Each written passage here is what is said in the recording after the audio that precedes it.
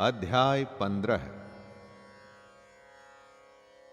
दोस्तों, कौन हैं हम, कहां से आए हैं, कहां को जाना है?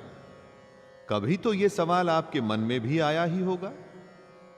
अगर नहीं आया तो आपको सोचना चाहिए कि किस तरह की जिंदगी में आप उलझे हुए हैं। खुद के बारे में सोचने के लिए आपके पास समय ही नहीं है या इच्छा ही नहीं है। और अगर आपके मन में यह सवाल आया है तो भगवत गीता में भगवान श्री कृष्ण इसी का उत्तर दे रहे हैं। मैं शैलेंद्र भारती प्रणाम के साथ भगवत गीता का 15वां अध्याय शुरू करता हूं। जय श्री कृष्ण। श्री भगवानुवाच ऊर्ध्वमूलमधः शाखम् अश्वत्थं प्राहुरव्ययम् छन्दांसि यस्य पर्णानि यस्तं वेद स वेदवित्। कृष्ण बता रहे हैं कि हमारा ये संसार एक अविनाशी वृक्ष, जिसका पेड़ कभी नाश नहीं होता, जो कभी खत्म नहीं होता, न सूखता है न मरता है। ये ऐसा पेड़ है जिसकी जड़ें ऊपर की ओर हैं और शाखाएं नीचे की ओर, तथा इस वृक्ष के पत्ते वैदिक स्तोत्र हैं। और जो इस अविनाशी वृक्ष को जानता है वही वेदों का जानकार है। जड़ें ऊपर की ओर हैं, इसका अर्थ यह होता है कि मूल ऊपर है, यानी कि परमात्मा ऊपर है। शाखाएं नीचे की ओर से मतलब हुआ कि प्रकृति नीचे है। ऊपर परमात्मा और नीचे प्रकृति। जिसने इस बात को जाना है ना दोस्तों, उसको सब विद्या प्राप्त हो गई है, अर्थात वेदों का ज्ञान हासिल कर लिया है। और जिसने नहीं जाना, उसके लिए यह जन्म मृत्यु का चक्कर हमेशा के लिए लगा रहेगा। इसीलिए यह वृक्ष अविनाशी है। अधश्चोर्ध्वं प्रसुतास्तस्य शाखा गुण प्रवृद्धा विषय प्रबालाः अधश्च मूलान्यनुसन्ततानि कर्मानुबन्धिनि मनुष्यलोके।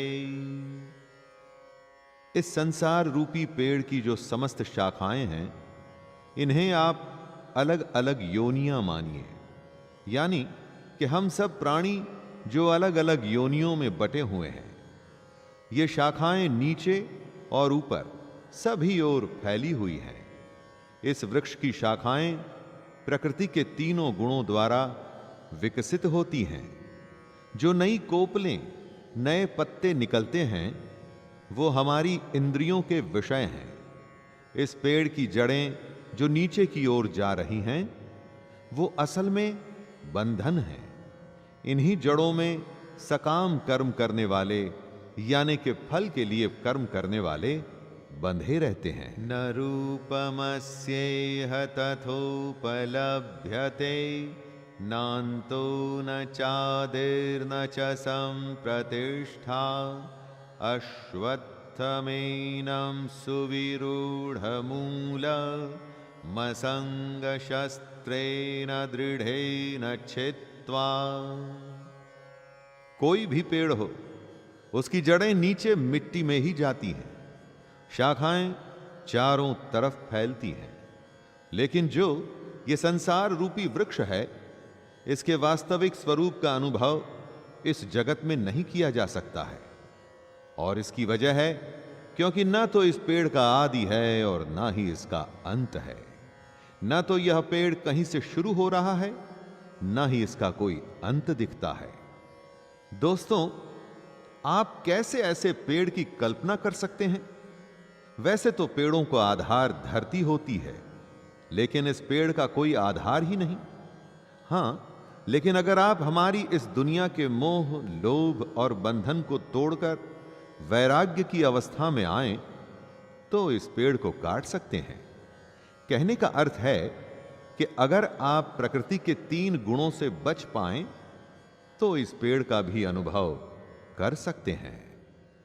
ततः पदं तत्परिमार्गितव्यं यस्मिन् गता न निवर्तन्ति भूयः तमेव चाद्यं पुरुषं प्रपद्ये यतः प्रवृत्तिः प्रसृता पुराणी। वैराग्य यानी कि निष्काम कर्म में अपना सब कुछ समर्पित कर देना। वैराग्य ही वो हथियार है जिससे मनुष्य इस सांसारिक वृक्ष को काटकर प्रभु तक पहुंचने की कोशिश कर सकता है। जो मनुष्य प्रभु तक पहुंचने के मार्ग पर एक बार आ जाता है वो फिर कभी वापस नहीं लौटता। कृष्ण कहते हैं, हे अर्जुन, मनुष्य को उस परमात्मा के शरणागत हो जाना चाहिए जिस परमात्मा से इस आदि रहित संसार रूपी वृक्ष की उत्पत्ति और विस्तार होता है। संसार रूपी वृक्ष अगर कटेगा नहीं तो प्रभु का रास्ता कभी नहीं मिलेगा।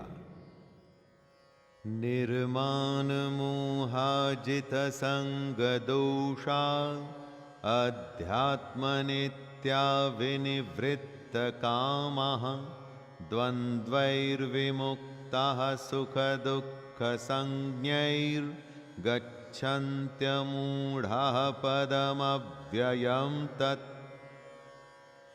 संसार रूपी वृक्ष कैसे कटता है उसे बताते हुए कृष्ण कहते हैं कि जो मनुष्य मान, प्रतिष्ठा और मोह से मुक्त है और जिसने उन मनुष्यों की संगति को त्याग दिया है, जो सांसारिक विषयों में लिप्त है, ऐसा मोह से मुक्त हुआ मनुष्य ही उस अविनाशी परम धाम को प्राप्त करता है।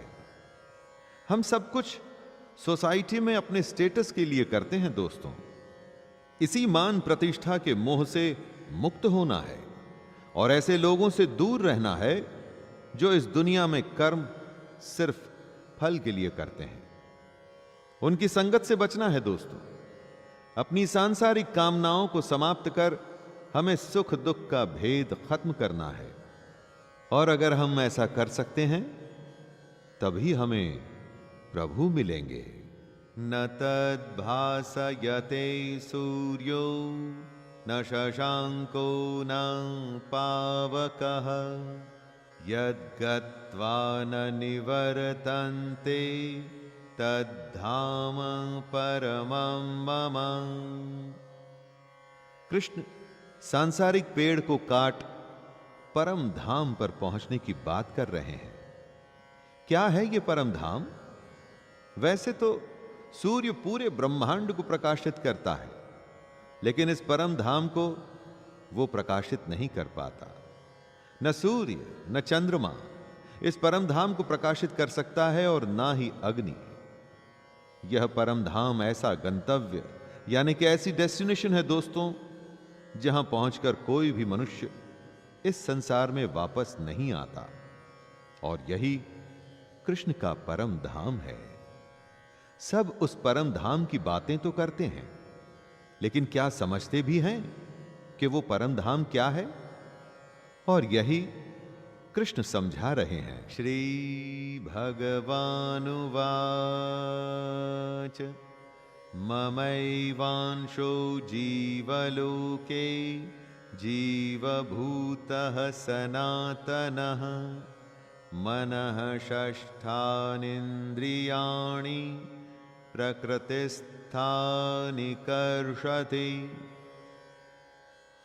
प्रकृति में जब ब्रह्म का अंश मिलता है तो हम प्राणी बनते हैं। इसी बात को समझाते हुए कृष्ण कहते हैं कि संसार में प्रत्येक शरीर में स्थित जीवात्मा मेरा ही सनातन अंश है। जो भी जीवित प्राणी आप देखते हैं उन सब में कृष्ण का ही अंश है दोस्तों। हर एक प्राणी में ब्रह्म है और यह सब प्राणी अपनी मन सहित 6 इंद्रियों के द्वारा प्रकृति के अधीन होकर काम करते हैं। जो जो प्रकृति के 3 गुण हमसे करवाते हैं, हम वो करते हैं। कर्ता यानी कि करने वाली प्रकृति है, हम नहीं। इसीलिए जब हम प्रभु के परम धाम को पाने की कोशिश करते हैं तो हमारे अंदर का ब्रह्म उस ब्रह्म में मिल जाता है जिसका कि वो अंश है, और इसीलिए वो वापस धरती पर कभी नहीं आता। शरीरम यद्वापनोति यच्चाप्युत्क्रामतीश्वरः गृहीत्वैतानि संयाति वायुर्गंधान्निवाशयात्। जब तक हमारे शरीर का जीवन है उसमें आत्मा रहती है। शरीर का समय खत्म होने पर आत्मा को दूसरे शरीर में जाना होता है।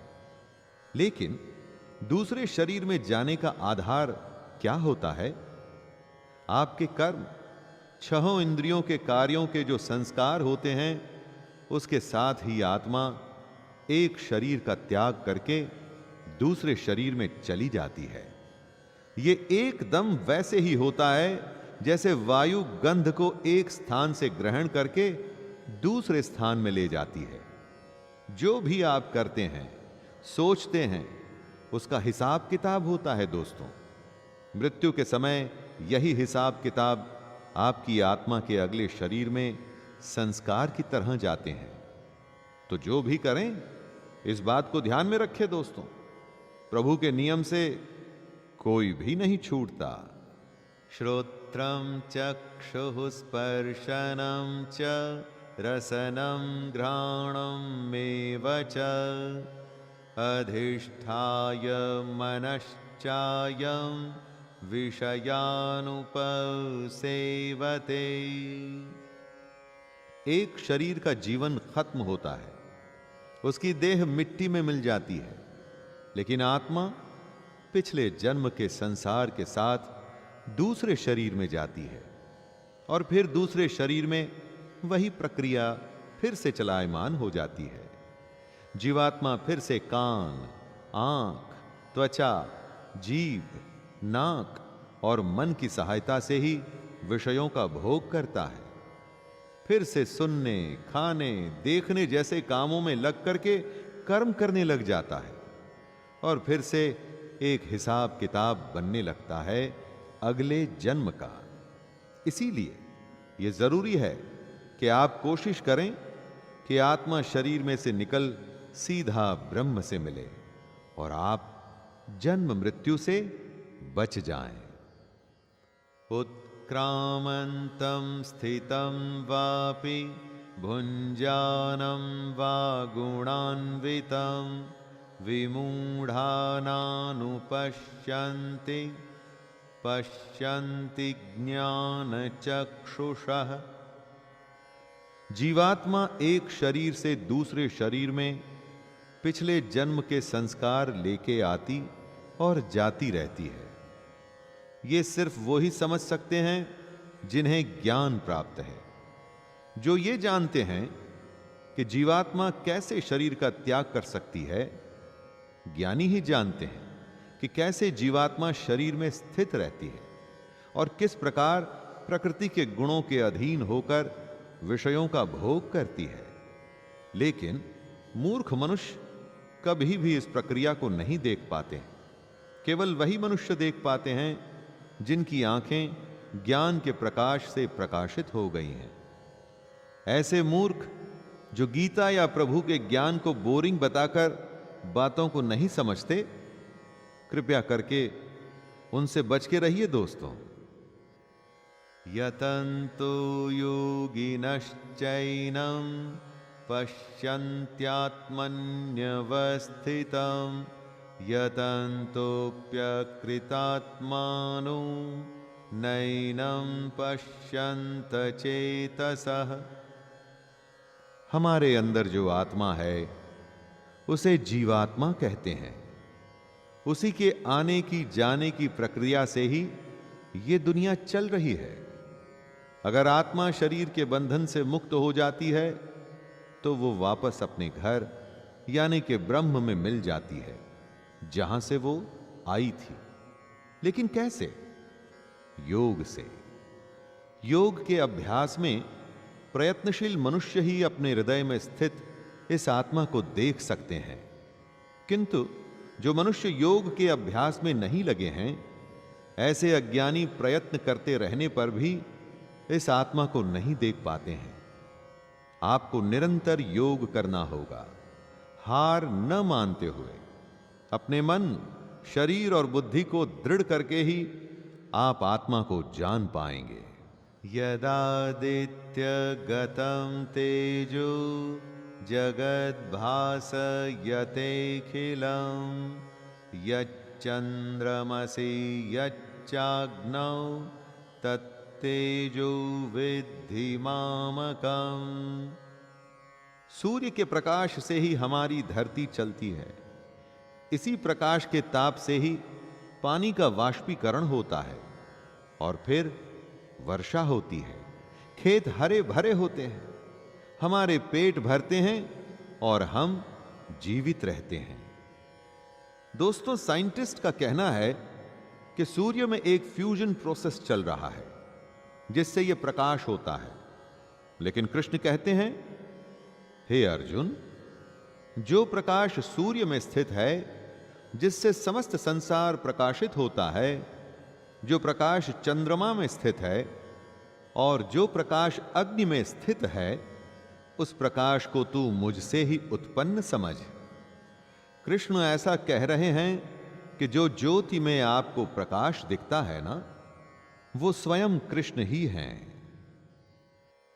गामाविश्य च भूतानि धारयाम्यहमोजसा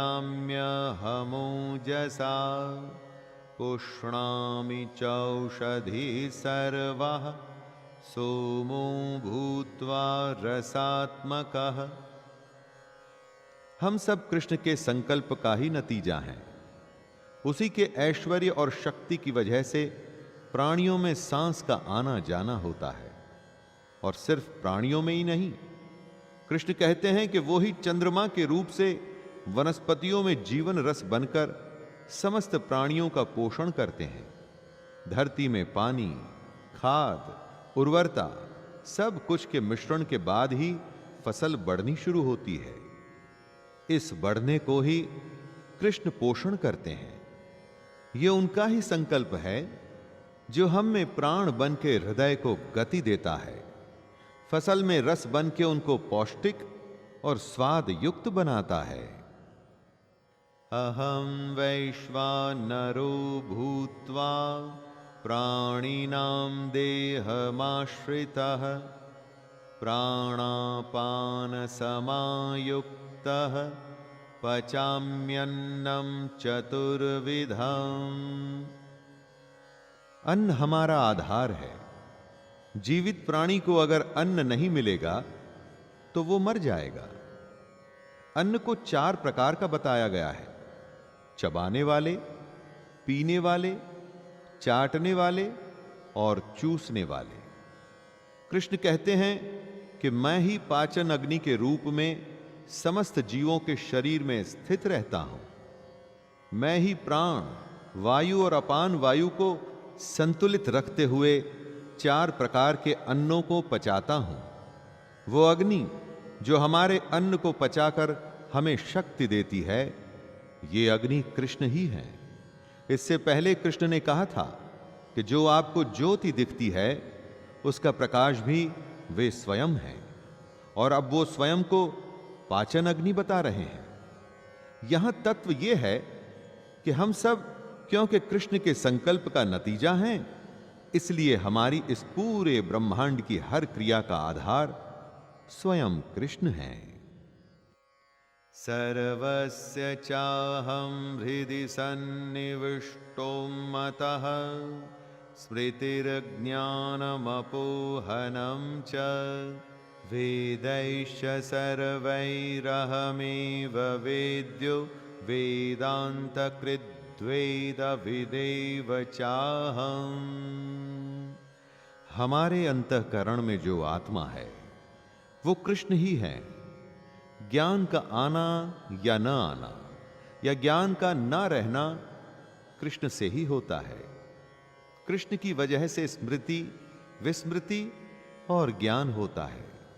यानी कि हमारे कर्मों पर निर्भर करता है कि हमें ज्ञान प्राप्त होगा या नहीं होगा। आवश्यकता के समय कई बार आप बहुत जरूरी बात भूल जाते हैं। यह विस्मृति कृष्ण के कारण ही होती है। याद आने और भूल जाने के पीछे वो ही हैं। कृष्ण कहते हैं कि मैं ही समस्त वेदों के द्वारा जानने योग्य हूं। मुझसे ही समस्त वेद उत्पन्न होते हैं और मैं ही समस्त वेदों को जानने वाला हूं। द्वाविमौ पुरुषौ लोके क्षरश्चाक्षर एव च क्षरः सर्वाणि भूतानि कूटस्थोऽक्षर उच्यते। संसार में जो भी जीव होता है एक दिन उसकी मृत्यु निश्चित है। गलत।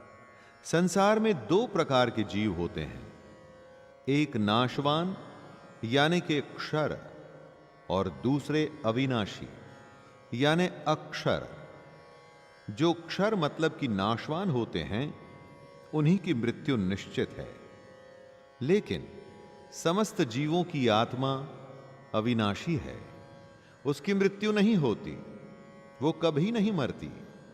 ये ही सारे ज्ञान का आधार है। इसके आगे ही कृष्ण का बाकी का ज्ञान बढ़ना शुरू होता है। यही आपको समझना होगा दोस्तों कि आत्मा अमर है, उसी ब्रह्म का अंश है। जिस दिन वो उसी ब्रह्म में मिलेगी तो आपको मुक्ति मिलेगी, वरना नहीं। उत्तमः पुरुषस्त्वन्यः परमात्मेत्युदाहृतः यो लोकत्रयमाविश्य बिभर्त्यव्यय ईश्वरः। क्षर और अक्षर, इन दो तरह के जीवों के बारे में कृष्ण ने बताया है कि क्षर वो जो मर जाता है और अक्षर यानी कि आत्मा जो अमर है। लेकिन इन दोनों के अतिरिक्त, इन दोनों से अलग भी एक श्रेष्ठ पुरुष है जिसे कहा जाता है परमात्मा। ये अविनाशी भगवान तीनों लोकों में प्रवेश करके सभी प्राणियों का भरण पोषण करता है। तीनों लोकों का अर्थ है पृथ्वी, अंतरिक्ष और स्वर्ग। परमात्मा अपने चैतन्य बल से इन तीनों लोकों में प्राण फूंकता है, सबको जिंदा रखता है और तभी ये सृष्टि चलती है। जो हमारे अंदर है वो आत्मा है, जो बाहर है वो परमात्मा है। और आत्मा और परमात्मा एक ही हैं। यस्मात् क्षरमतीतोऽहम् अक्षरादपि चोत्तमः अतोऽस्मि लोके वेदे च प्रथितः पुरुषोत्तमः। क्षर और अक्षर की परिभाषा को समझा कृष्ण ने बताया कि इन दोनों के अलावा एक श्रेष्ठ पुरुष भी है जो है परमात्मा, और ये पुरुषोत्तम पुरुष कृष्ण ही हैं। ये क्षर और अक्षर दोनों जीवों से परे और सर्वोत्तम हैं। वेदों में जिनका पुरुषोत्तम नाम से वर्णन होता है वो कृष्ण ही हैं। हमारी दुनिया के उत्तम की परिभाषा से इसे जोड़ के आप मत देखिएगा। यह उत्तम का मतलब धन, दौलत, वैभव या प्रतिष्ठा से नहीं दोस्तों। यहां उत्तम से अर्थ है जो अविनाशी, तीनों लोकों में प्राण शक्ति को धरता है, जिसके बिना कुछ भी संभव नहीं, जो हम सब में है और हम सब के बाहर भी है। यो मामेव सम्मूढ़ो जानाति पुरुषोत्तमम् स सर्वविद् भजति मां सर्वभावेन भारत। जो इस बात को समझता है कि कृष्ण ही पुरुषोत्तम हैं, जो क्षर यानी कि खत्म हो जाने वाले जीव को और अक्षर यानी कि न मरने वाली आत्मा को जानता है, जो बिना किसी संशय के कृष्ण के इस भगवान रूप को समझता है, वह मनुष्य कृष्ण की असली भक्ति करता है। यहां भक्ति को भजन या कीर्तन मत समझिएगा दोस्तों। भक्ति का अर्थ है स्वयं की प्रकृति, आत्मा और परमात्मा को जानना। जिसको आप जानते नहीं, उसको प्राप्त कैसे करेंगे? भगवान को समझेंगे तभी तो उसकी प्राप्ति के लिए कोशिश करेंगे। यह कोशिश ही भक्ति है दोस्तों, और यह उसी के लिए संभव है जो अपने और परमात्मा के स्वरूप को समझता है। इति गुह्यतमं शास्त्रम् इदमुक्तं मया नघ एतद्बुद्ध्वा बुद्धिमान् स्यात् कृतकृत्यश्च भारत। कृष्ण पुरुष, आत्मा, परमात्मा और पुरुषोत्तम के ज्ञान को शास्त्रों का अति गोपनीय रहस्य बता रहे हैं।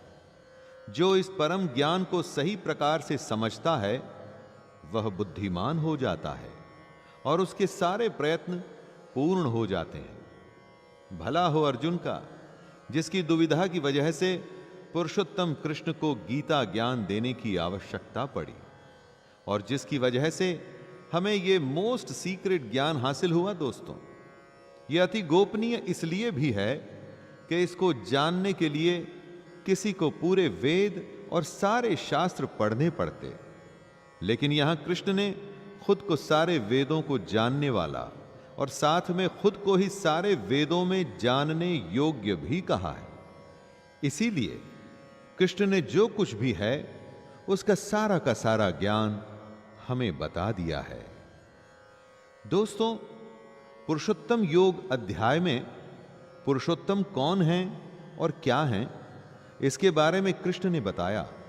साथ में यह भी बताया कि अगर इस बात को आप समझ लेंगे तो और कुछ जानने और समझने की जरूरत नहीं पड़ेगी।